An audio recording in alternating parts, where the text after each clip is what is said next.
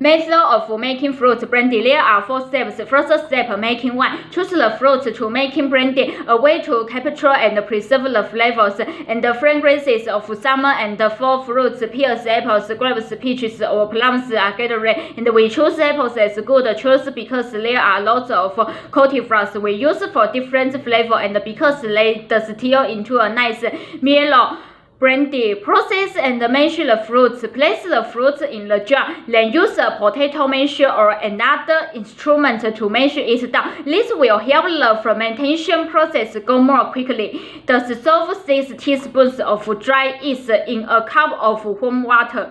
Pour the yeast mixture over the fruits and the sugar mixture. Add 6 cups of cold water. The liquid inside will begin to bubble up during the fermenting process, so we use the tray to catch any overflow. Leave the mixture in a cool place for a week. Stir the mixture once a week for 4 weeks. Uncover the cork and use a clean, longer handle spoon to stir it. Bottle the wine. At the end of 4 weeks, pour the wine into glass bottles and cover tightly. Second step, obtain a still ready other supplies. We use an array of clean glasses, a ladle, and the other supplies to complete the distillation process. First, fill the oven with a few inches of water. Put the still inside. Add more water if necessary. It should rise about 3 quarters of the way up the slice of the still. Set the oven and stir over a gas burner. We leave the top 1/4 of the still empty.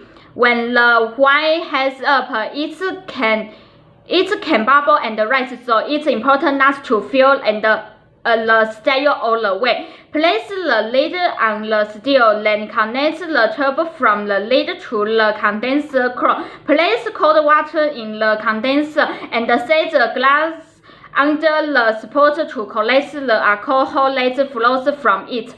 Third step, distilling the wine. Hot the distilling pot. When making brandy, never want to let the contents of the still get too hot. The distillation process should be slow and steady, starting heating the still with a strong flame and keep it strong until alcohol begins to drip